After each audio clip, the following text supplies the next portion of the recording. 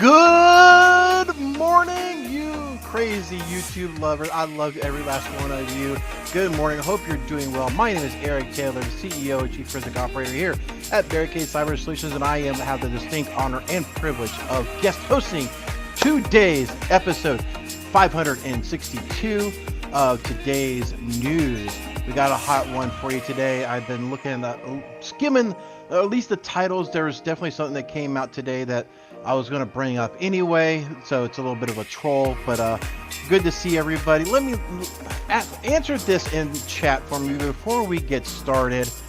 If we do this and I zoom this in pretty much as far as it will go, I want to keep the chat on the stream, but I fear that you won't be able to read the stories. Let me know. Is it too small? Should I remove the chat? I really do need to get with either DJ BSEC or Casually Joseph to kind of work out and figure out the whole OBS stream and try to get everything set up. But you let me know, will this work to keep the stream or keep the chat in the stream, or should we lose the chat and make everything bigger? So see how it's so much bigger when we remove the chat? And I think me personally, maybe because I got glasses on, it looks a lot better that way, especially with my big wide monitor that I have. But you tell me, with or without the chat. Music is drowning me out. Thank you for letting me know.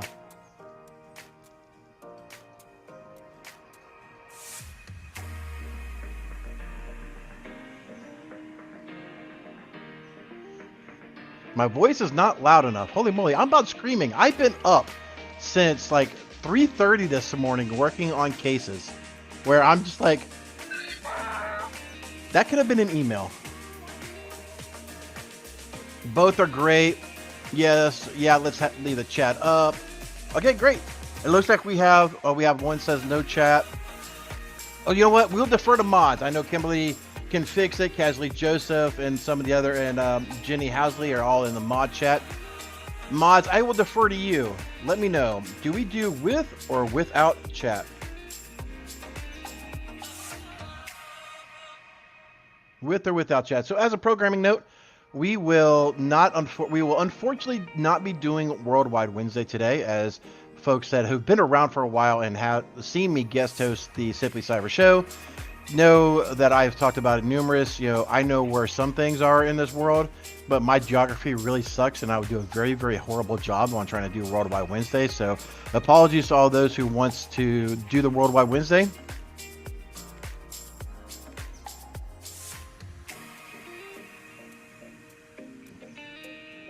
Casual Joseph says I think it looks pretty small even on my monitor, and Joseph has pretty much the same wide curved monitor that I do.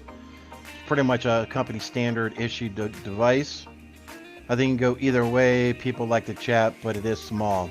All right, we'll do this. Unless I full screen, I won't be able to read the smaller text. Yeah. All right. So Casually Joseph and DJ BSEC, I need to get with y'all this week, and we really need to work on my OBS setup. I've kind of got it a little bit, but I know I got the streamer or the audio overlays and the video overlays, or not the overlays, but the integrations sorted out. So we'll just need to kind of go through and do some stuff. Trying to pretty it up and get formatting right and stuff like that. So next time, that is an action item we will be going through and trying to get that taken care of, right? So, all right, again, welcome so much to the party. Great to see everybody. Hope you are doing well. Let's take one more sip of a slug of coffee. Here we can fix it. I want to learn OBS this year. Yeah, I know enough to be dangerous. Dr. Gerald Auger just put in the mod chat. Have a great stream, everybody. Love you all with the blue heart. We love you too, Dr. Gerald Auger. Have a great day with the family.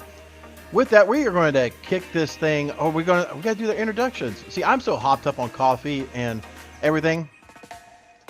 First, I want to introduce you to Panoptcy Security. Look, ladies and gentlemen, if after a cyber breach, or if you're worried about any sort of cyber breach, not just ransomware, business email compromise, data exfiltration, insider threats, whatever, you really want to, you're going for CMMC, you're going for NIST 800-171 or 870-53, whatever the framework that may be pertinent to your organization, trust in Panoptcy security to help put that framework together and do a quantified risk assessment. Hey, if you don't do these type of controls, this is what's potentially going to happen with these type of items, right? And of course, my daughter wants to text me in the most inconvenient time, but definitely trust in the Panoptcy security. Brandon and the whole team over there will help put together a quantified risk assessment to help explain things to the C-suite, so that way you can get mileage on your endeavors to get things done inside of your organization and be more secure throughout the year of 2024 than you were last year. And always our good friends, you know them, but you love them. Antisyphon training by Black Hills Cybersecurity with their pay what you can. The links are down in the description. Please definitely use that link because it is a tracking link that Simply Cyber or Black Hills Information Security uses to kind of vet how much traffic they're getting from this podcast. So definitely go down in the description. Please click that link and let them know that you're checking them out because of Simply Cyber.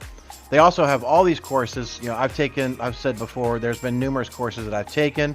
The ones that I've personally enjoyed in the past, and I know this is not on the pay what you can seminar. Yep, Breach in the Cloud. I love the Breach in the Cloud. There was an Atomic Red Team. There was a couple of classes, but I've talked about this. Yep. Bo Bolog, he's an awesome dude. He's really a wealth of knowledge. The Kent, here, Applied Purple Teaming, I took that. So Kent and Jordan, both excellent instructors, wealth of knowledge as well. I really think that Black Hills Information Security is taking the kind of the stance that SANS took, or has taken for many years, where you just don't hire instructors to teach you a class. They actually use real world practitioners to teach you day to day real world experiences and from the trenches, if you will. So, and of course, we're Black Hills, or we're not Black Hills. Barricade Cyber Solutions. You know us. We're here. We love you guys. Me being able just to co-host, guest host on this thing, I believe should be mentioned enough. With that, let's get on to the stories, ladies and gentlemen. What do you say?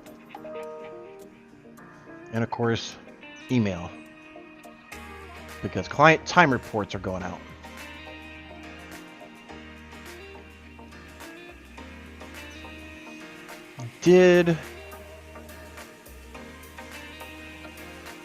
Okay, there it goes. It looked like my YouTube stream went down for a second. I don't know. But anyway, here we go. Let's turn that off. Let's kick up our audio. If I remember right, this should be at 90. Let me know if this is too loud, too soft. Let me know if I'm too loud or too soft. I feel like I'm about to talk 1,000 words a minute. Cybersecurity Headline. From the CISO series, it's Cybersecurity Headlines. These are the cybersecurity headlines for Wednesday, February 21st, 2024. I'm Sean Kelly. Lockbit takedown update.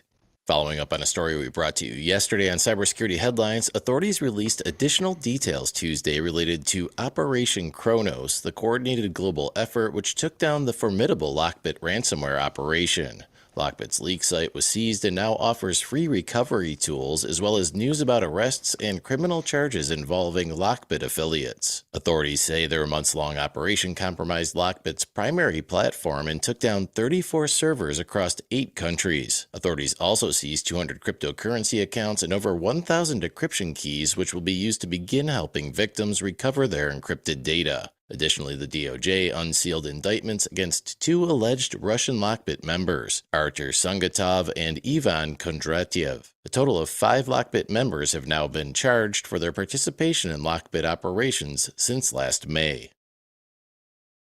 Signal I'm going to try to mess with something. If I do this, and chat will start coming in a moment. But if I did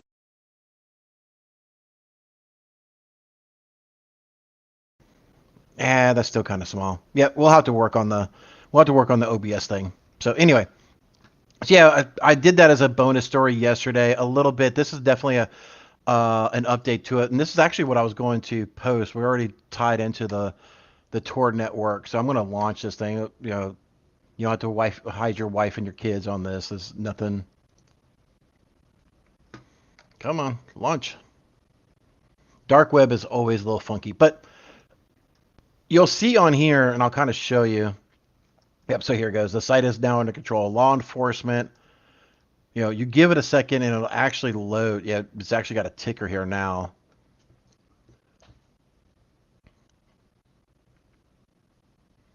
And those who don't know, they actually changed those graphics to actually be the countries that took it down. So, you got sanctions, you got U.S. indictments, you got the recovery tools. So one thing to note, and I have never seen in all of my years of doing this, I've never seen the amount of trolling that the Leos have done on a leak site. I haven't seen it. Like, ladies and gentlemen, this is crazy, right? So everything here is from the Leos, the law enforcement officers, to do everything, right? So it's really crazy the amount of trolling that they've done. If you have been impacted by Lockbit, we most of our cases we go through and file, either us or the legal firms, counsels that we work with will file what's called an IC3 report.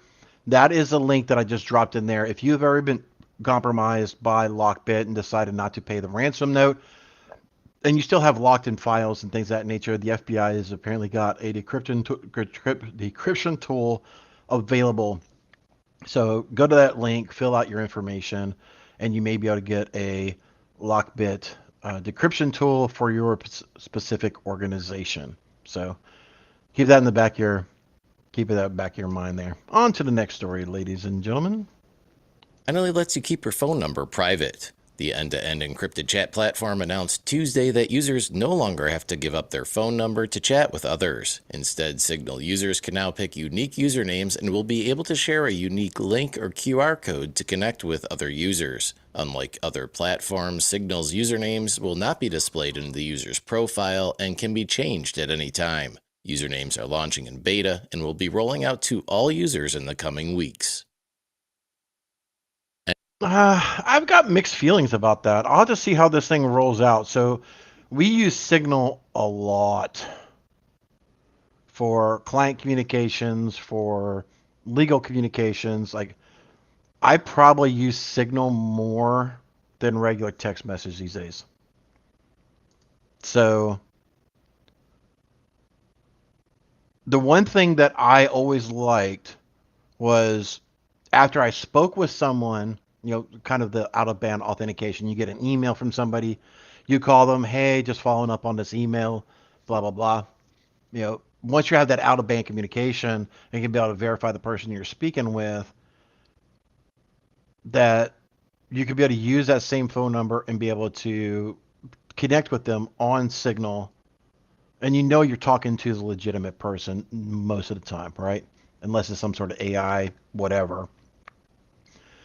Introducing usernames and removing phone numbers. I'm not sure if I like that very much. Because there's a sense of trust.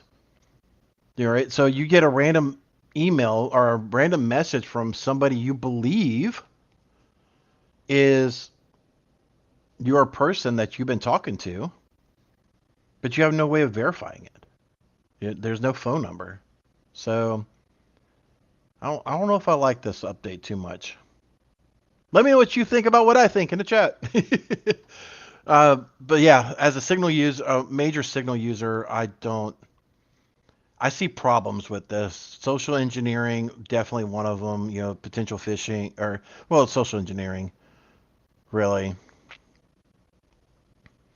You know, some of our lawyers and council members or people who do breach counsel, could be easily emulated. Like, hey, my name is so and so from X law firm. What's an update on this case or whatever the case is, right? And it's a different user. So I guess just if they're going to implement this thing and really remove that ability to do that verification, you know, what I'm going to recommend to everybody, if you're using Signal as heavily as I am, or just even a little bit, I would say, if you're getting any new messages from people that you've already had previous communications with, then you may want to do an out of band confirmation. Hey, just following up on that Signal message. Did you really send that to me? I do hope that they give an option, because I just noticed this here. Once you set up your new username, you no longer have to disclose your phone number. So I'm hoping that disclosing your phone number is optional and people will still choose to do that. And I hope I can still add users by phone number. So anyway, it's a beta thing, right? So but we'll see how it rolls out. But it's giving me a moment of pause, ladies and gentlemen. It's giving me a moment of pause. Like, I don't know if I really like this one. NSA's cybersecurity director Rob Joyce to retire. On Tuesday, the National Security Agency announced that Rob Joyce will retire at the end of March after a 34-year career at the agency. Joyce held the position since 2021, spearheading agency efforts to work with public and private sectors on cyber defense initiatives. Joyce also served as the NSA's deputy director of the agency's former Information Assurance Directorate and the leader of the elite NSA hacking unit known as Tailored Access Operations. He was also the cybersecurity advisor to former President Donald Trump. All right, bear with me 1 second, ladies and gentlemen. I got to step away for a second. I'm so sorry.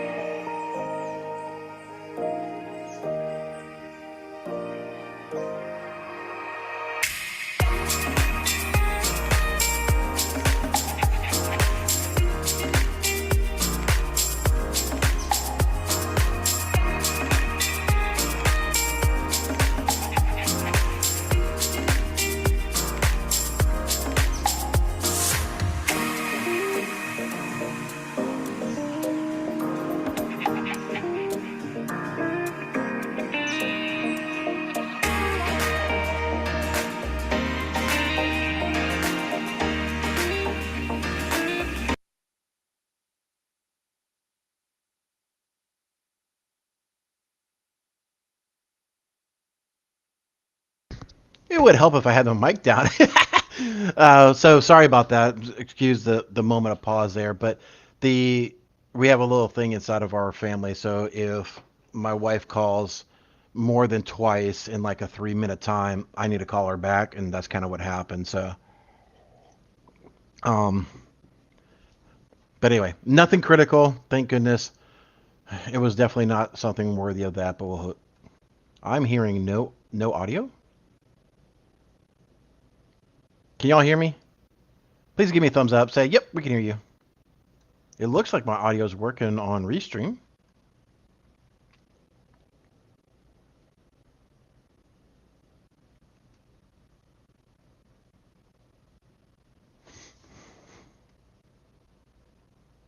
Hear you just fine. Awesome. And I was just asked in mod chat, so give me 1 second. Since we're having a little bit of a delay, let's show some love.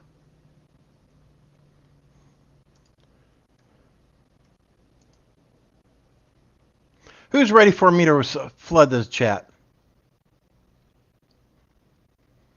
At least y'all won't hear all the stuff that comes up because I don't have all the audios and graphics and everything like that. Uh-oh. YouTube, you dirty little... It won't let me do it. YouTube gets funky sometimes. So, we try to drop subs, we try to do things, and it just won't let me do it. Let me just check one thing real quick.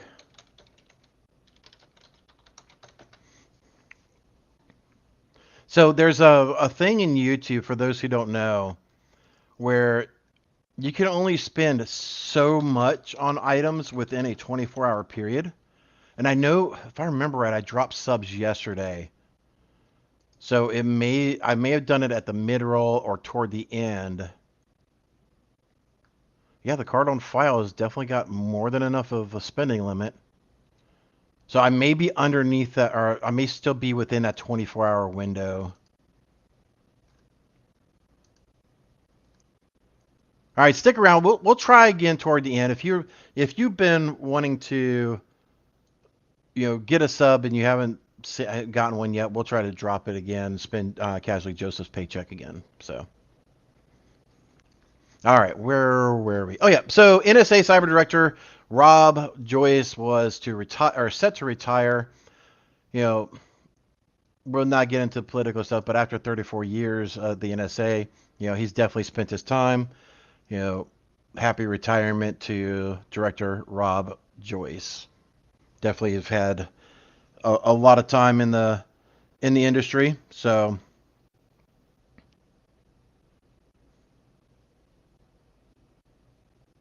just double checking something,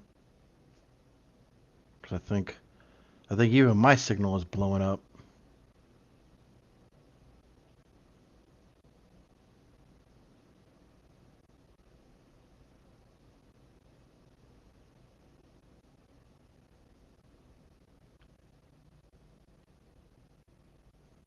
All right, so it's a crazy. Like I said, I've been up since like 3 something this morning, taking care of cases. So, in mod chat, Joseph already took the sub money. You know what? That's possible. So anyway, we'll carry on with the next story.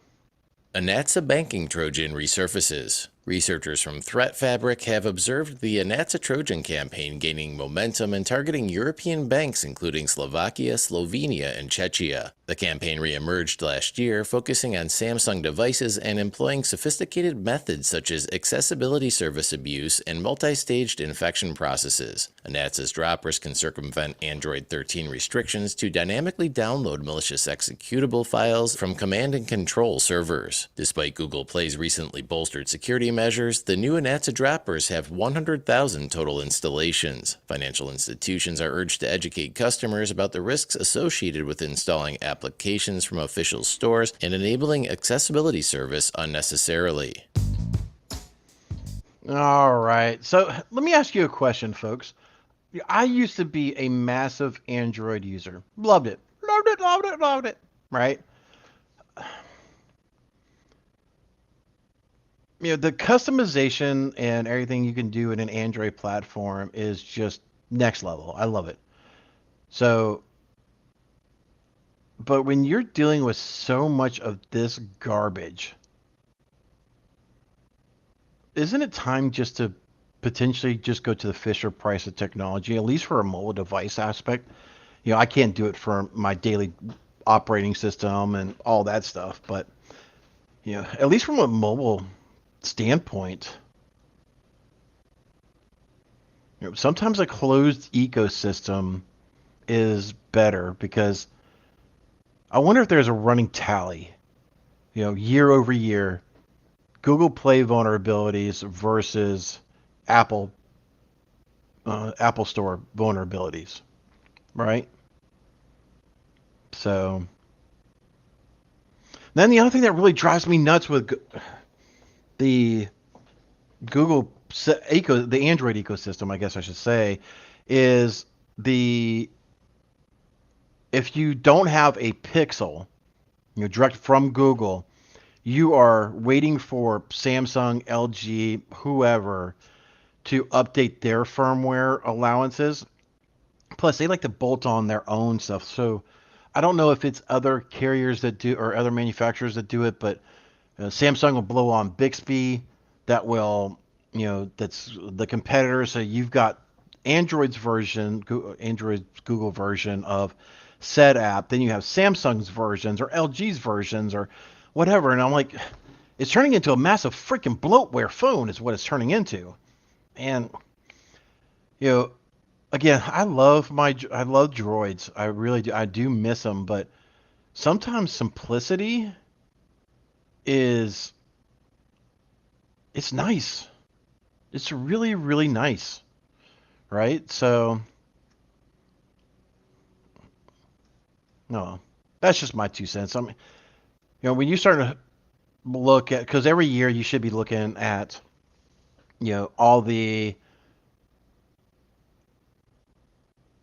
your entire stack, and evaluating the vendors that you use. And, I keep looking time over time. It's like, maybe this year I'll go back to Android and mess with that with a little bit. And then I keep seeing all this stuff, and then I see how much I use FaceTime. And I know you can do FaceTime on Android through a web app now, but it's really, really janky. So it's, again, consider this as, this may be a reason, Android is for, messing around and doing things. Droids can stop bullets. Yeah, but not those type of droids, good sir. Not those type of droids. So anyway, consider it, right? Not sponsored by Apple or any other mobile carrier or mobile manufacturer. And now, a word from our sponsor, Conveyor. No more portal scaries. Conveyor just launched AI autofill of OneTrust portal questionnaires. That means no more clicking question by question to copy-paste each answer when a customer sends you a OneTrust security questionnaire. Conveyor's AI will read and autofill the whole page for you. Trying a proof of concept with your own data is always free. Learn more at www.conveyor.com. That's CONVEYOR.com. Mention this podcast for 5 free questionnaire credits when you purchase an enterprise plan. Did I read that right or hear that right? You get 5 free questions if you purchase an enterprise plan?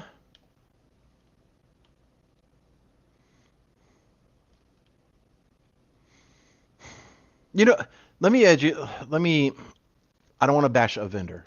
I'm not trying to do that, but let me show y'all a site, right? sso.tax.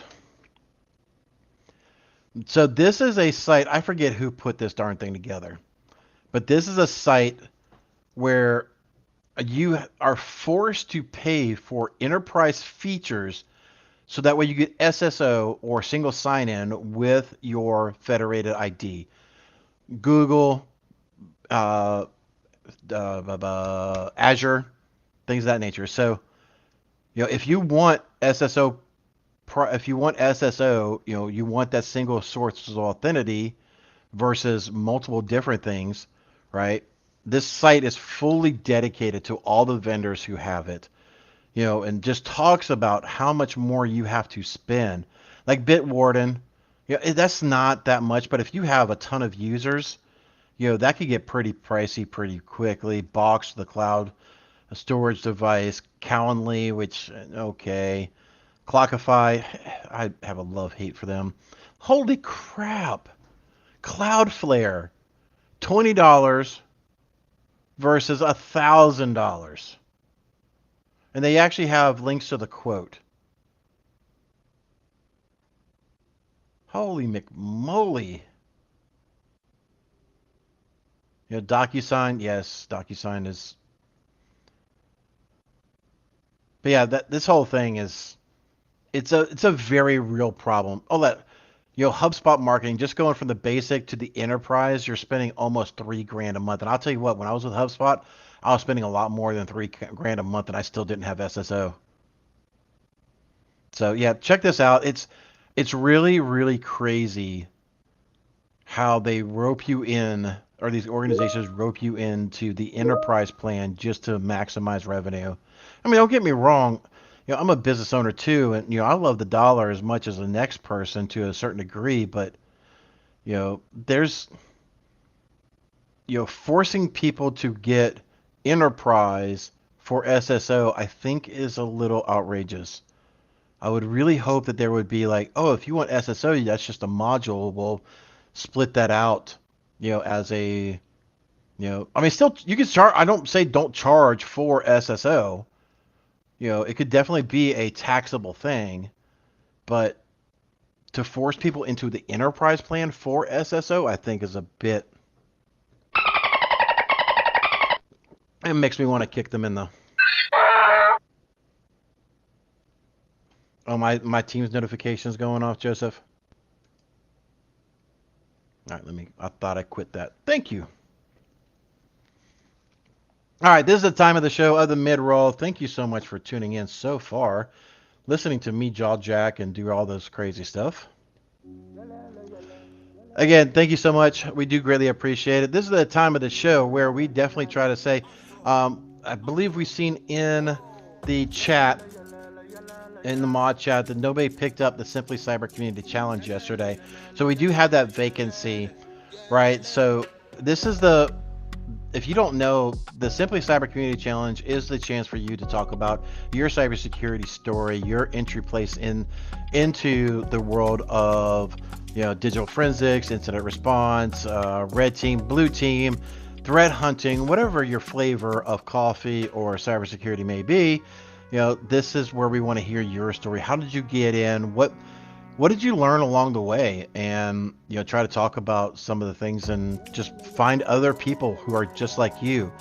So if you want to talk about your story,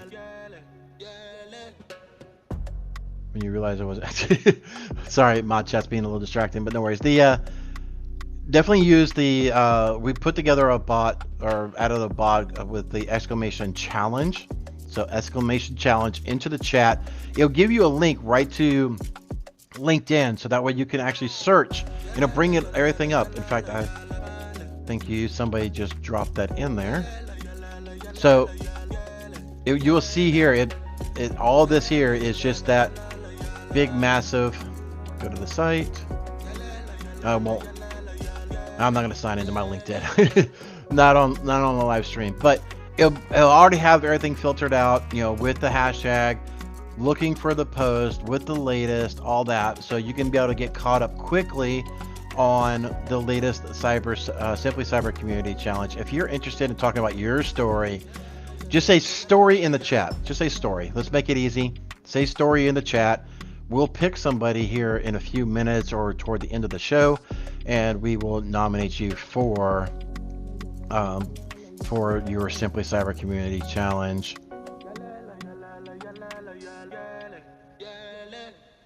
Oh, I'm getting word. So Anthony wants the baton. Okay. But mods, we're seeing something in chat here that Gary has the baton. So flag on the field, ladies and gentlemen, because I'm not actively watching the chat very well.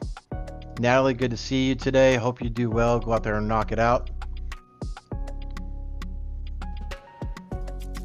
So we'll let mods kind of figure this one out real quick. Is it?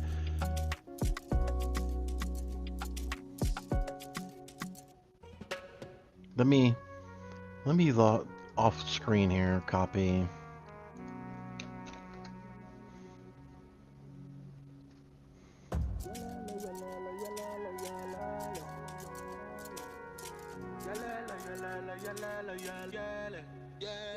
So I do see something from Jake Space.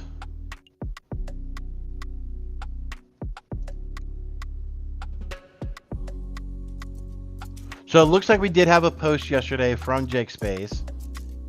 Let me copy this link. Let me put this in mod chat as well, because it looks like we have a little bit of confusion going on, which is it's okay, right? So 4 hours ago, Jake Space posted this yesterday, and I'll drop this into the chat. So if you haven't seen this,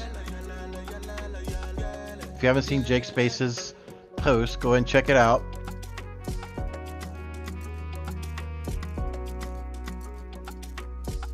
So I guess with knowing this, is Jake Spency, I guess, not Space, sorry, Jake. If you've been around for a while, you know Hooked on Phonics never worked for me. So Jake Spency, if you're in the chat, please say hello and nominate somebody. If Jake is not in here, I will defer.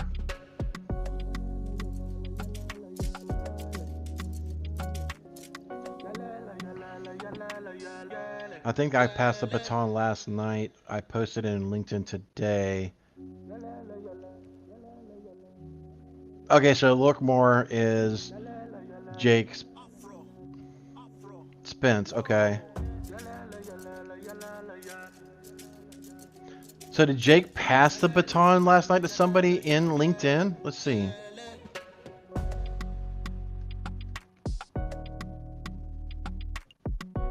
And of course my headset wants to die.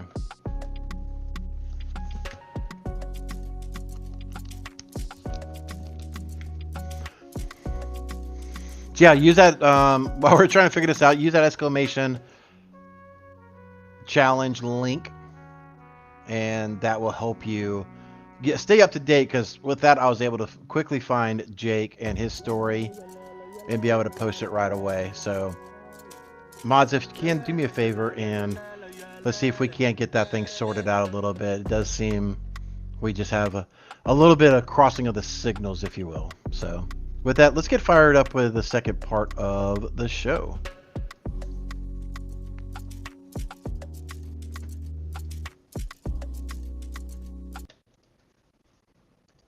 Hacked Iraqi voter information for sale online. Researchers have uncovered a 21.58 gigabyte database containing Iraqi voter cards and personally identifiable information available for sale on the dark web. The data appears to have been swiped from Iraq's Independent High Electoral Commission in 2019. The stolen data was confirmed as legitimate by Iraqi law enforcement and includes voter names, dates of birth, polling stations, and registration centers. Researchers believe the breach resulted from an IT supply chain compromise. There are growing concerns that miscreants could employ the leaked data in campaigns aiming to disrupt Iraq's 2025 elections.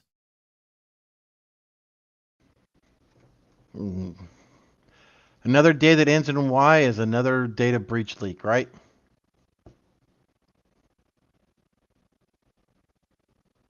I mean, at this point, what else can we say? You know, we see it in the US all the time. We see it all over the world. Nobody takes this freaking cybersecurity job seriously. All right. The biggest problem I see is a lot of, so no, I don't want to say that. So a couple things come to mind.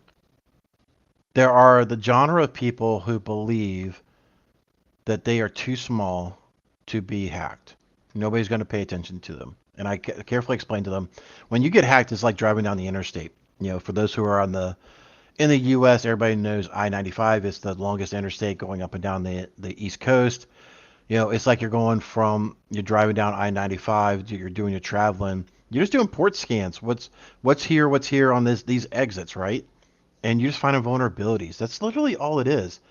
You know, unless you are a targeted entity where they are coming after you specifically, you're a fly-by-night person, right? Or you're a phishing email, you're a port scan, you're a vulnerability, you're whatever. You know, you're just a crime of opportunity. So And then you just got people who just, I didn't see it in this. Let's see. Is S3 in this term? Nope. All right. I thought blob storage was going to be in there for a second there, but so yeah, it's not blob storage. It's not S. Or at least it's not talked about in this story, but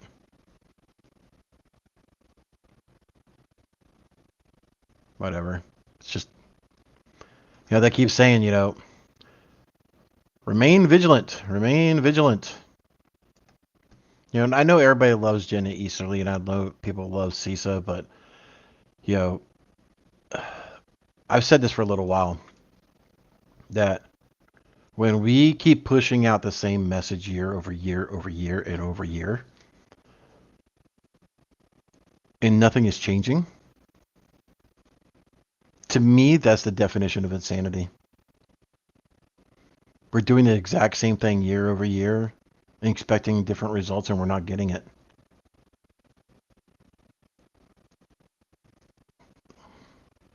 Short of scaring the ever-living out of people with things like what I do from an educational standpoint and from pen testing and doing all the stuff that I've done in the past, I don't know how to get people to really take this seriously. And maybe that's where, Panoptcy Security comes in. Shout out to them. Having that quantified risk assessment, or having somebody come in and talk about that type of stuff, or, somebody like me to come, if we actually start doing pen testing again, which probably not, but, I can at least simulate stuff to a certain degree without doing a full-blown pen test, because technology changes all the time, and I definitely feel like I'm not as leading cutting edge in the pen testing world like I used to be. Could I muck my way through it and get a job done? Absolutely. But I don't want to hang my hat on pen testing. I like finding evil. So that's where we hang our hat. But anyway, I just don't know what it's going to take for people to wake up. I really don't. We really are.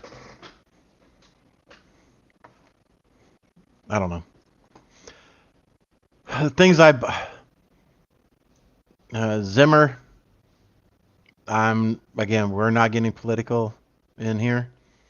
I know where you're going. If this is my channel, we'll go on a 3-hour dissertation about that, Zimmer, but try to keep the politics out of this. It's supposed to be an open conversation. Let's not create a political war inside a chat, please. Vietnam to collect biometrics and DNA for new ID cards. Starting July 1st, Vietnam's Ministry... Oh my God, what the holy...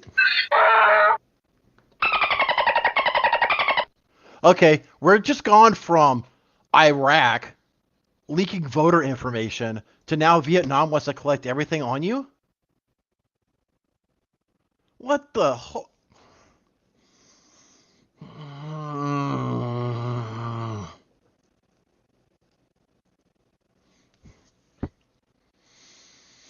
Yeah, those who don't... Hold on. To the Google.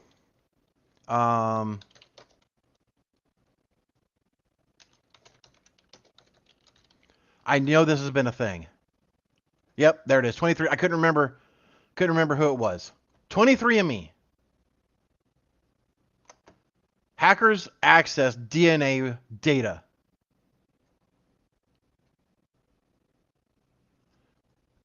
Have we not learned anything? No, because it can't happen to them. of Public Security will collect and store iris scans, voice samples, and actual DNA in accordance with amendments to Vietnam's law on citizen identification, which passed last November. The biometric information will be stored in a national database and linked to Vietnam's new identity cards, which will serve as health and social insurance cards, driver's licenses, birth certificates, and marriage certificates. The ID cards will use QR codes to link to the identifying information. The ID cards will be issued to anyone over the age of 14 and will be optional for citizens between the ages of 6 and 14. Given that there are 70 million adults in Vietnam, collecting the information will be no small task. QR code, DNA. Oh my sweet baby what the? Oh, I'm gonna lose all my religion in a minute. Holy moly. Well, Mark Tape, Vietnam is about to become a massive dumpster fire, ladies and gentlemen. Mark Tape. It's oh my sweet Lord.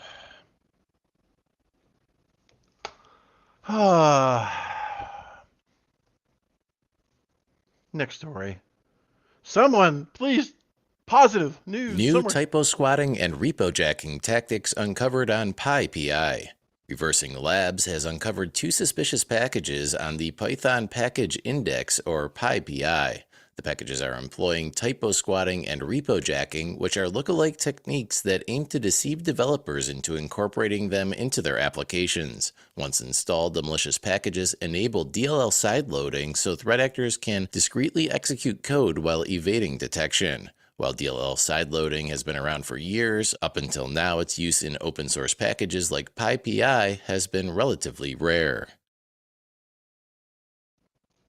I'm not sure how open source how it's been rare in open source because most of the time when you're doing open source technologies, you have to, push out all the DLL files and requirements for it. Otherwise, you're going through a nightmare trying to get everything pre-installed.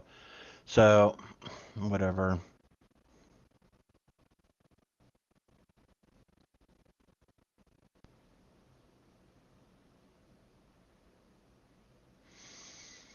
Hmm.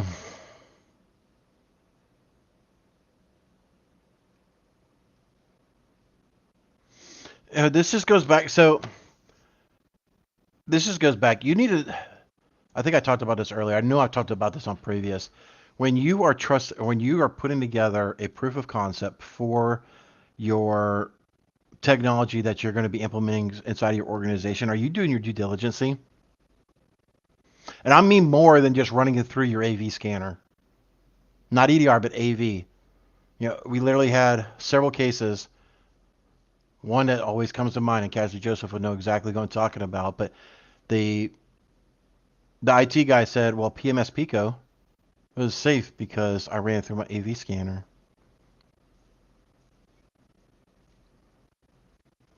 For those who don't know, KMS Pico is designed for many, many years to bypass Windows authentication for OS, Office, all these other Microsoft suites. So you can run an illegitimate program of Microsoft by essentially backdooring into and changing and modifying the system to believe it's authentic.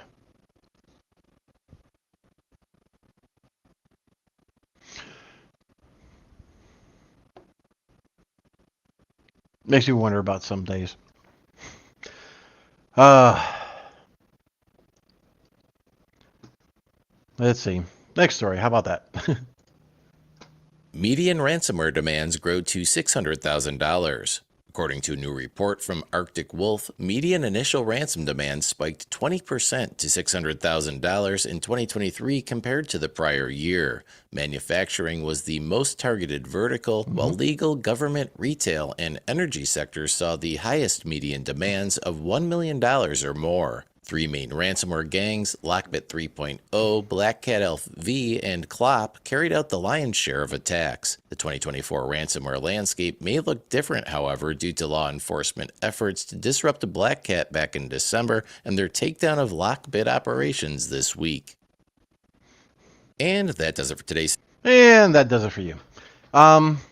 So one thing we're gonna have to you're going to have to keep an eye on. I know definitely I will. Is Black Cat was down for 2 or 3 days. They got back up. They're in full swing in operations again. Actually, let me get the latest.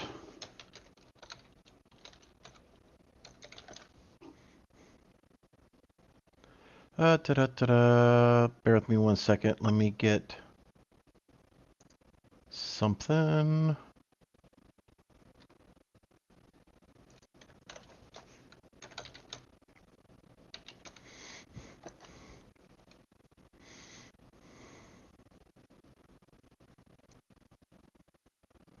Yep, this was parsed today.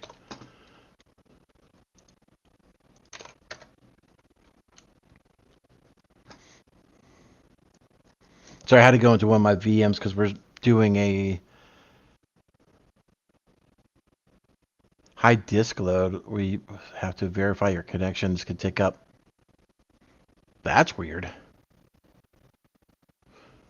Thank goodness I'm doing this in a sandbox. But yeah, we're doing the we're standing up dark web monitoring. So I had to go into one of my VMs that's downloading data, massive amounts. I haven't seen this before.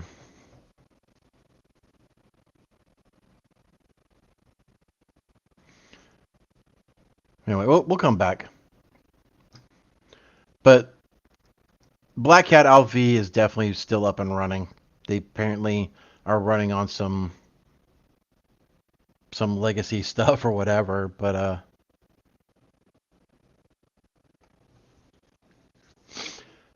it's interesting. But yeah, it's going to create what I was trying to get at was if Lockbit, let's say hypothetically Lockbit goes away, right? Like Hive did. It's just going to create a vacuum. There's just going to be more and more just from a different one, or a new variant is going to spin up, right? So it is a business model for them, and it's just going to keep happening. So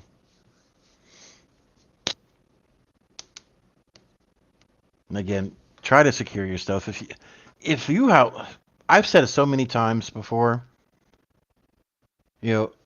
seriously, just go to, this is going to be a self-promotion, but seriously, I'm not even going to, so many of you have gone here before, but if you just go to recover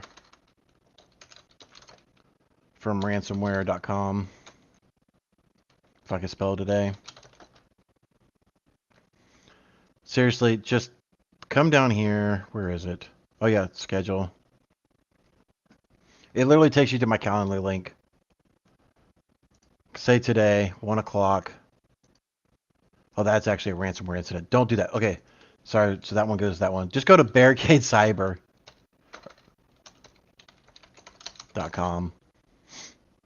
You scroll down here to the bottom. Just click on introduction. This is the spot if you just have a question. Like, hey, Eric, what do you think about this? Hey, Eric, what do you think about that? Or, hey, I think this might be a compromise. What do you think? I have talked with so many of y'all just by this and just giving y'all, hey, this is what I think. Or, yeah, this is probably, compromisation that, we need to potentially look at, right? But just schedule schedule the introduction, and pick 30 minutes that works for you, and we'll just have a simple conversation. I'm not going to sell you anything if I don't think it's worth anything. That's right. So again, just a reason. I'm a tool. Use me as your tool. Just, and we'll probably get rid of this chatbot soon, or at least change that up, because that thing's been driving everybody crazy. But anyway, but yeah, if you have questions, just ask. Right? There's the only stupid question. Literally, the only stupid question is the one not asked. Right? So.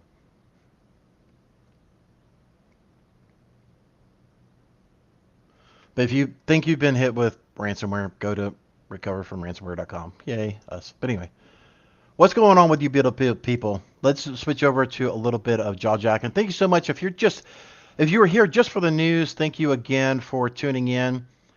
Sorry for the constant goofy rants, things of that nature. So it's been a pleasure hanging with all of you, ladies and gentlemen.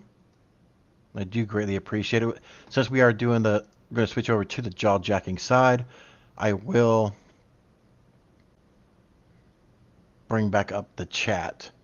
So if you have any questions, get ready for them. Put the Q : in there, and we'll spend just a few minutes and kind of go through that. Let me pull up this.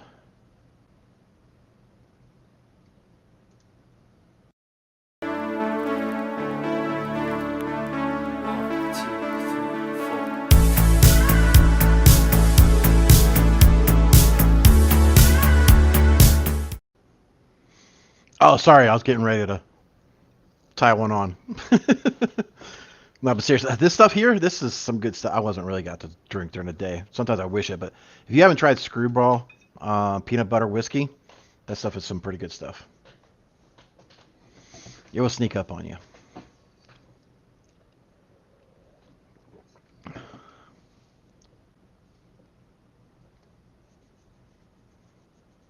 Hey, nobody. Question. Yes.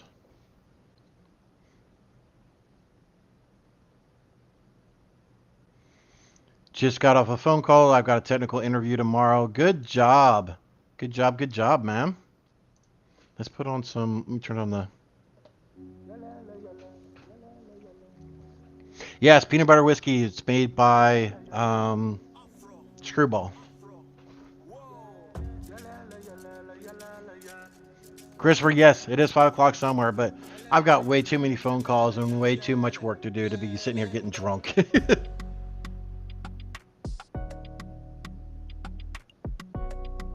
Good question, Justin. So if you don't drink during the day, but you're always working the night, when? I don't know. Honestly, I rarely drink. Like, I've had this bottle probably for, shoot, 3 or 4 months. Most of the time, beer and whiskey goes bad around our house. I'm very much a social drinker. So, I'm being told 2 questions above in chat. Looking.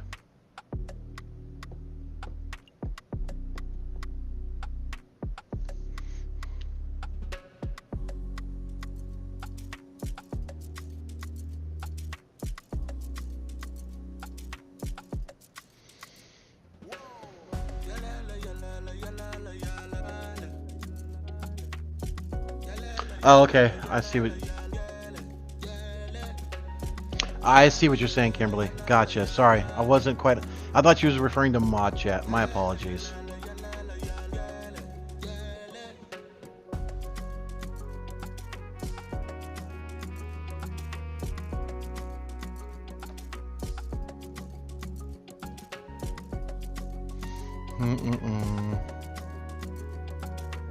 I am on it, Miss Kimberly. One moment. Okay. Can you list the top cybersec questionnaire handling questions like Archer, Lupio, or Conveyor? As I assume you've seen a few more. I honestly... When you say questionnaire, are you talking about like due diligence questionnaires? If so, I haven't really seen a whole lot of those.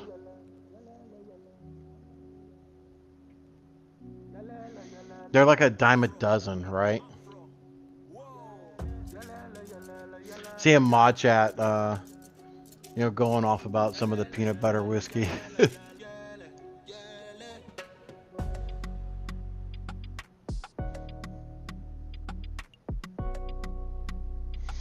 Yes, Nightbot, please.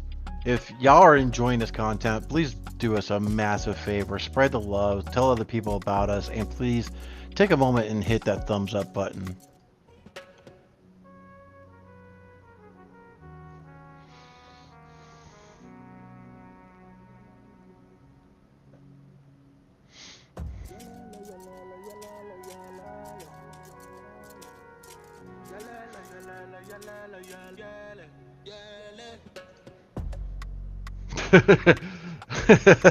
Can't drink all day if you haven't started in the morning. Yeah.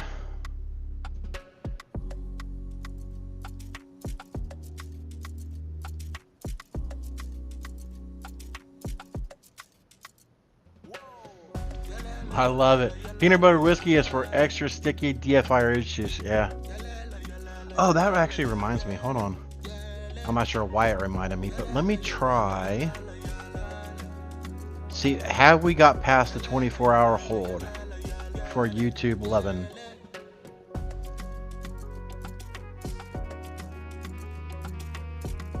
Oh, it may go.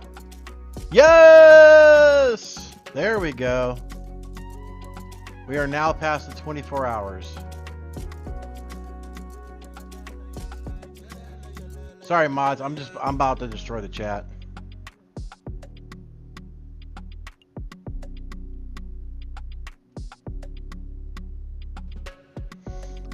hold on. We got Anthony became a squad member. Thank you so much, Anthony.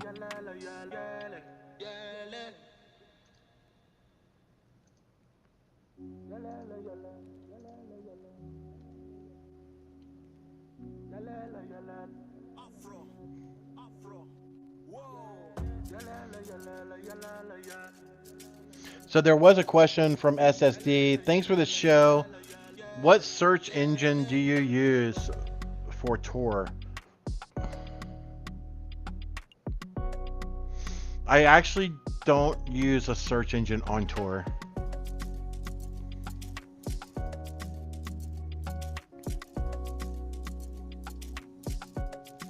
So just had a question that I want to grab real quick. One comment. Yep. Hooray! Forget the memberships. Yay! I thought I just saw a question in here.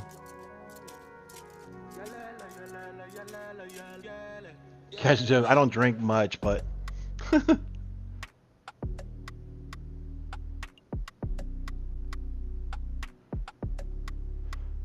oh, Jay, I know I gotta go. There's another question, but Jacob, there's a country song called Dibs. My daughter freaking loves. As soon as you said that, I was like, oh, she will sing that thing for freaking hours. Do you see QR phishing becoming a big problem or more of an everyday low level? Yeah, I see it becoming a massive problem. You know, we've already seen stories, if I'm not mistaken, inside of even the news here where they use them in restaurants or using them at, you know, subways, things of that nature, and everybody's like, let me see where it goes to. And people are goofy, dude. They really are. Oh wow, so back to dumpster diving, train wrecks, and everything else like that. Let's switch up the screen. So, you know, we were waiting on the AlpV Black Cat site to load up, so you can see, yeah, I'm not trying to throw shade at people who have been compromised, but you can see February 18th, February 16th, you know, there was that takedown, but it was just for a couple days. They are very much back up and running, and they have at least 7 pages of victims.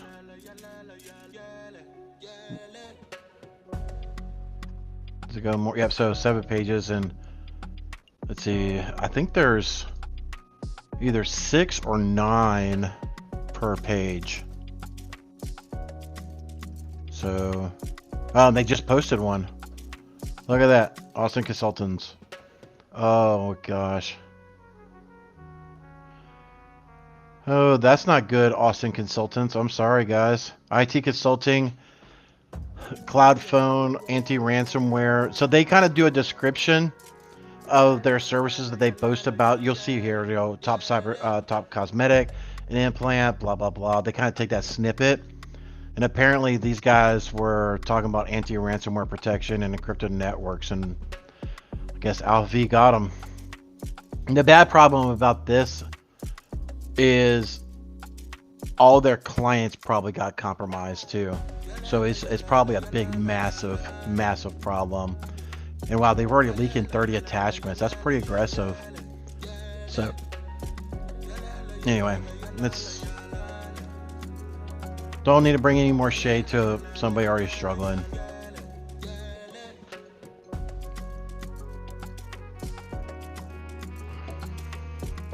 On the Vietnam story, did I hear that right, that they wanted to encode DNA into QR codes and put them on IDs?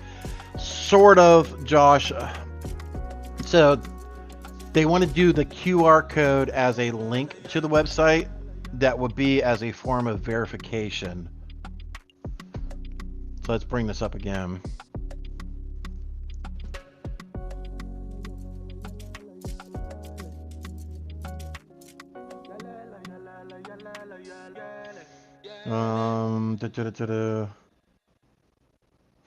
Sorry, bear with me a second. I'm sorry.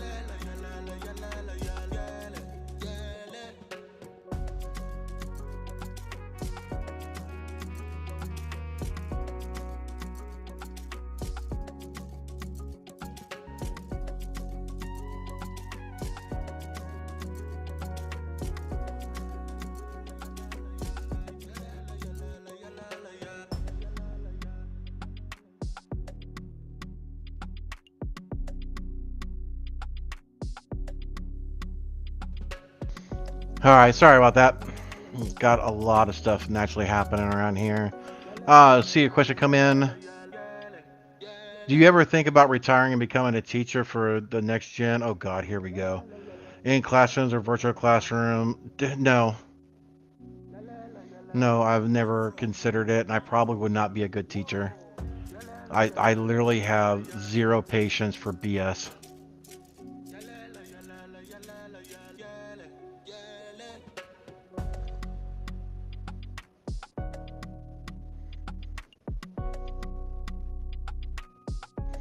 Y'all are able to hear me, right? It shows me on Restream, so thought I just saw something. All right, so I do have to go out of here in a minute. We got some things happening that I need to go take care of, but I will answer one or two more quick questions.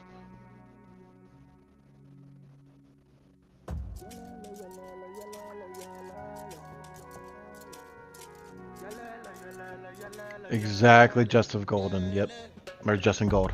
Golden. What the heck's wrong with me?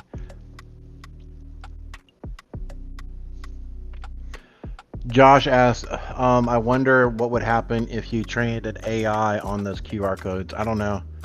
I mean, I'm not sure what you would train an AI to do, except for generating stuff to embed other malicious items or something. But I mean, a QR code is just a forwarder, if you will. I can imagine it would do, you know, a QR code can do malicious activity on your device, like no click deployments or whatever, right?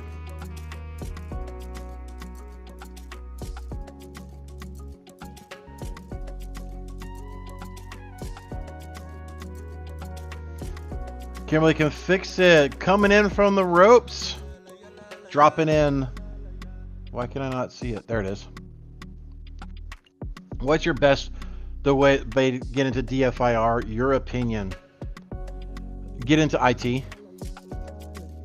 So you got to know how things work, what looks good, what doesn't look good, what is potentially malicious.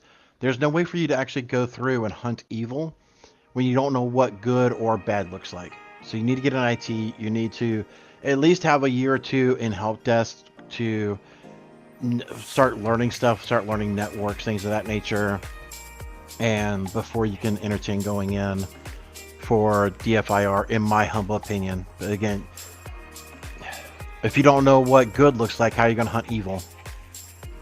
And you're not going to know what the false positives are. Lives for the grind and the adventure of tracking down bad guys. Yep, it's my job, hunting evil. I love hunting evil.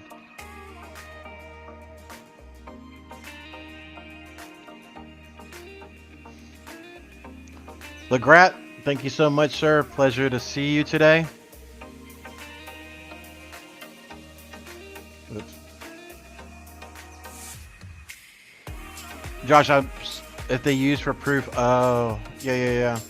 So I could see it as a using AI to data mine those. So like if you're sitting in a chair at a Subway, like Subway terminal, not the sandwich shop, but if you're sitting at a Subway or the entrance of a Subway or whatever, the pad, whatever the heck they call it, and you were just sitting there with like a camera, just sitting there scanning QR codes as they walk by, and then it would just data mine. I could see something like that.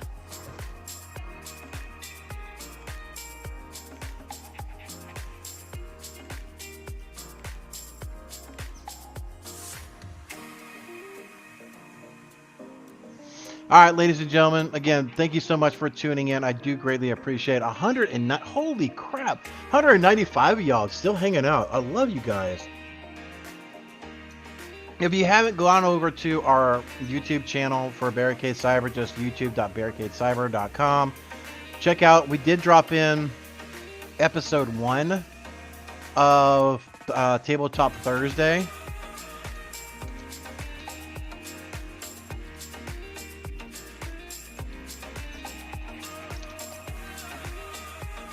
And yes, it's going to ask you to subscribe. Because, you know, got to get my numbers up, man. And of course, my internet wants to crawl. Come on! But please subscribe. Please consider subscribing. But we did drop in episode 1 of the new Tabletop Thursday. This Thursday will be another one, so we have its own little series here for Tabletop Thursdays. I think I've got 4 or 5 more queued up. I got some more I got to record and get going. So with that, thank you so much again for tuning in and enjoying sitting with us for so long. As always, be curious, my friends, and we'll see y'all on the next one.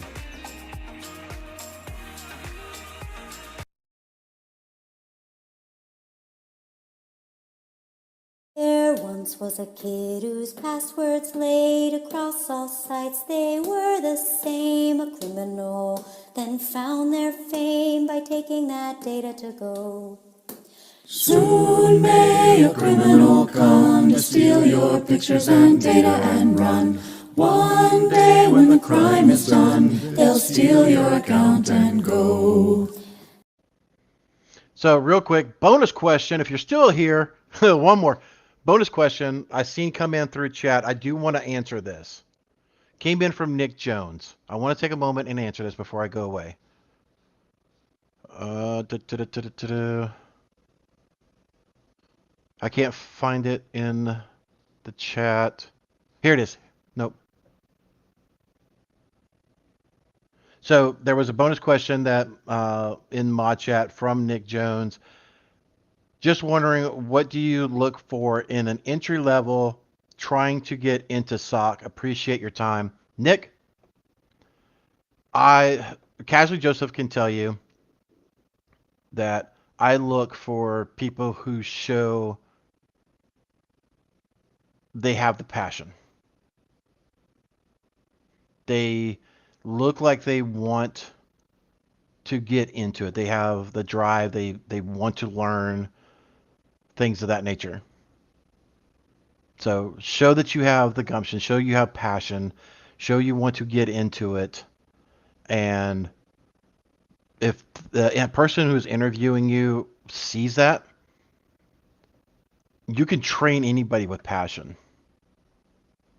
I'll repeat that again. You can train anybody with passion. If you're just looking for a job, you're just looking for a paycheck, you know, next. Anyway, y'all take care, y'all.